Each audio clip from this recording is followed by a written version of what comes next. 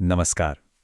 कभी सोचा है कि हमारी भावनाएं, हमारी फीलिंग्स असल में आती कहाँ से हैं? चलिए, आज हम थिबाउट मॉरिस की किताब मास्टर योर इमोशंस के जरिए इसी सवाल का जवाब ढूंढते हैं। अपनी भावनाओं को कंट्रोल करने का सबसे पहला स्टेप जानते हैं क्या है? बस एक पल रुककर खुद से पूछना कि मैं अभी इसी पल में कैसा महसूस कर रहा हूं। और ये सिर्फ दिमाग की बात नहीं है, ये एक शारीरिक एहसास भी है। ये बात कितनी गहरी है ना? इसका मतलब है कि हमारी सोच में ही इतनी ताकत है कि वो हमारी दुनिया को जन्नत या जहन्नुम कुछ भी बना सकती है। बाहर के हालात नहीं, बल्कि हमारी अंदर की दुनिया ही सब कुछ तय करती है। तो सवाल ये उठता है कि हम अक्सर नेगेटिव बातों पर ही क्यों अटक जाते हैं? अच्छा, इसका जवाब छिपा है हमारे दिमाग की बनावट में, जो हजारों साल पुरानी है और खुशी के लिए नहीं, बल्कि हमें जिंदा रखने के लिए बनी है। सोचिए जरा, हमारा दिमाग आज भी पुराने जमाने के हिसाब से ही काम करता है। किसी की एक छोटी सी नेगेटिव टिप्पणी या एक खराब रिव्यू हमें उतना ही डरा देती है जितना हमारे पूर्वजों को कोई जंगली जानवर डराता था। कमाल की बात है ना? अब ये स्लाइड एक बहुत ही चौंकाने वाली बात बताती है। रिसर्च कहती है कि बाहर की चीजों का हमारी खुशी पर सिर्फ 10% असर होता है। असल में हमारी खुशी का 40% हिस्सा सीधे हमारे अपने नजरिए और विचारों के कंट्रोल में होता है। यानी एक बहुत बड़ा हिस्सा पूरी तरह हमारे हाथ में है। चलिए अब आगे बढ़ते हैं और बात करते हैं ईगो या अहंकार की। ये वो कहानी है जो हम खुद को अपने बारे में सुनाते हैं, और यही हमारी ज्यादातर इमोशनल परेशानियों की जड़ है। जब हम ईगो या अहंकार की बात करते हैं तो इसका मतलब सिर्फ घमंड नहीं होता।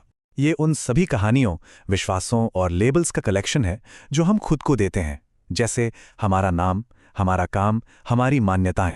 हम इन चीज़ों से अपनी पहचान इतनी मजबूती से जोड़ लेते हैं कि जब भी इन पर कोई सवाल उठता है तो हमें लगता है जैसे हम पर हमला हो रहा है, और हम फौरन इमोशनल हो जाते हैं। और यहीं पर किताब का सबसे दिलचस्प हिस्सा आता है। एक ऐसा सिंपल सा फॉर्मूला जो ये बताता है कि कैसे एक छोटा सा विचार एक बहुत बड़ी ताकतवर भावना में बदल जाता है। तो ये रहा वो आसान सा 3 स्टेप का फॉर्मूला। पहले हम किसी घटना को एक मतलब देते हैं, यानी उसकी व्याख्या करते हैं। फिर हम उस विचार से खुद को जोड़ लेते हैं, उससे अपनी पहचान बना लेते हैं, और आखिर में हम उसे इतनी बार दोहराते हैं कि वो एक पक्की भावना बन जाती है। देखिए, कोई भी घटना अपने आप में अच्छी या बुरी नहीं होती, वो तो बस एक घटना है। हम अपनी कहानी और अपनी उम्मीदों के हिसाब से उसे पॉजिटिव या नेगेटिव मतलब देते हैं। इसके बाद हम उस विचार को कसकर पकड़ लेते हैं और मानने लगते हैं कि यही मैं हूं। हम ये भूल ही जाते हैं कि हम अपनी भावनाओं से कहीं ज्यादा बड़े हैं। और आखिर में एक ही विचार को बार बार सोचने से हमारे दिमाग में एक पक्का रास्ता बन जाता है। इससे वो भावना हमारी आदत बन जाती है, एक ऑटोमेटिक रिएक्शन। तो सबसे जरूरी बात क्या है? अगर हम इस फॉर्मूले को समझ जाएं तो हम इसे बदल भी सकते हैं। इसके लिए हमारे पास 3 प्रैक्टिकल टूल्स हैं। पहला टूल बहुत आसान लेकिन जबरदस्त असरदार है। अपने शब्द बदलिए। मैं कोशिश करूंगा कहने की बजाय जब हम कहते हैं मैं ये करूंगा, तो हमारा आत्मविश्वास सीधे सीधे बढ़ जाता है। और ये बात हमें हमारे दूसरे टूल तक ले जाती है, जो हमारे शरीर और मन के गहरे कनेक्शन का फायदा उठाता है। ये सुनने में शायद अजीब लगे, लेकिन ये सच है। सिर्फ 2 मिनट के लिए एक कॉन्फिडेंट हाई पावर्ड पोज में खड़े होने से हमारे शरीर में हार्मोनल बदलाव होते हैं। टेस्टोस्टेरोन 20% बढ़ जाता है और स्ट्रेस हार्मोन 25% कम हो जाता है, सिर्फ 2 मिनट में।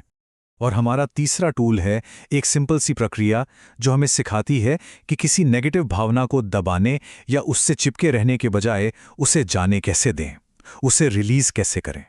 चलिए अब आखिर में अपनी भावनाओं को देखने का नजरिया ही बदल देते हैं।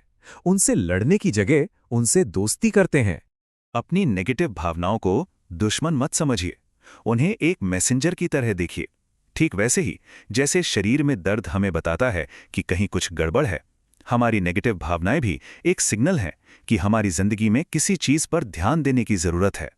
तो अगली बार जब कोई मजबूत भावना उठे तो उससे लड़ने के बजाय रुककर उससे पूछें, तुम मुझे क्या सिखाने आई हो?